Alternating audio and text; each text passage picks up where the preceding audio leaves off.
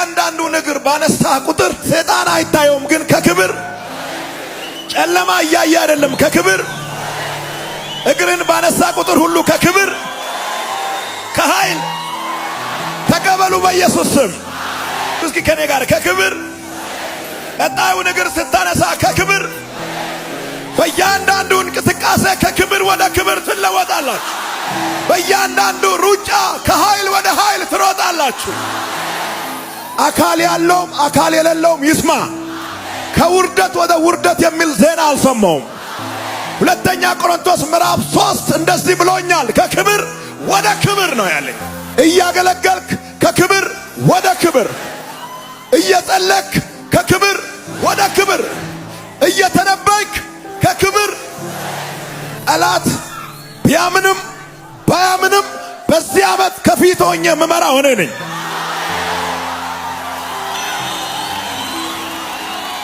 ኧረ አንድ ሰው ይበል ከክብር ወደ ክብር። በኢየሱስ የሆነ ሰው ሁሉ ከክብር ወደ ክብር ይለወጣል። ይህንን ሥራ የሚሰራው አንተ ውስጥ ያለው መንፈስ ቅዱስ ነው። ከክብር ወደ ክብር መለወጥ ፕሮሴስ ነው። በእኛ ውስጥ ያለው የእግዚአብሔር መንፈስ ይህንን ፕሮሴስ በእያንዳንዱ ቀን ያከናውናል። አንተ እንደ መደበኛ ሰው ትመላለሳለህ፣ ነገር ግን አንተ ውስጥ ያለው መንፈስ ቅዱስ በየቀኑ ከክብር ወደ ክብር ይሰራል።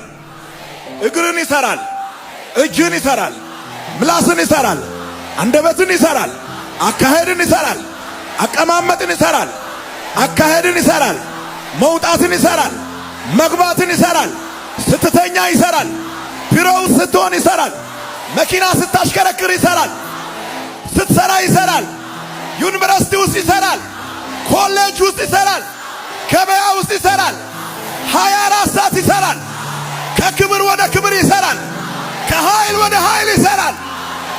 የመንፈስ ቅዱስ ታርጌት የጌታን መልክ ባንተ ላይ መፍጠር ነው።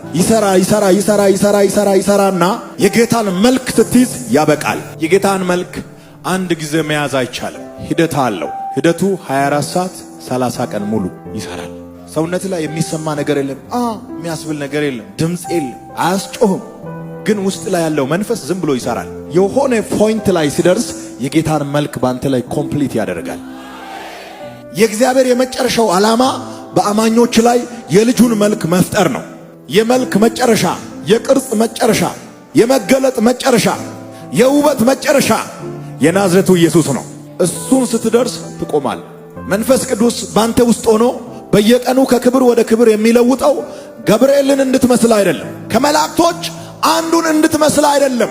አንተ ውስጥ ያለው መንፈስ ቅዱስ በየቀኑ ከክብር ወደ ክብር የሚለውጠው የጌታን መልክ እንድትይዝ ነው። እግዚአብሔር የሚያውቀው የመጨረሻው መልክ የልጁን ነው። የልጁን መልክ ስትይዝ ሻርፕ ነህ ይላል። ታላላቅ መንፈሳዊ ጀብዶችን የሰሩ የነ ጳውሎስን መልክ ስትይዝ አይደለም፣ የጴጥሮስን መልክ ስትይዝ አይደለም፣ የዮሐንስን መልክ ስትይዝ አይደለም፣ የማቴዎስን መልክ ስትይዝ አይደለም። እግዚአብሔር በቃ የሚለው የልጁን የኢየሱስ ክርስቶስን መልክ ስትይዝ በቃ ይላል።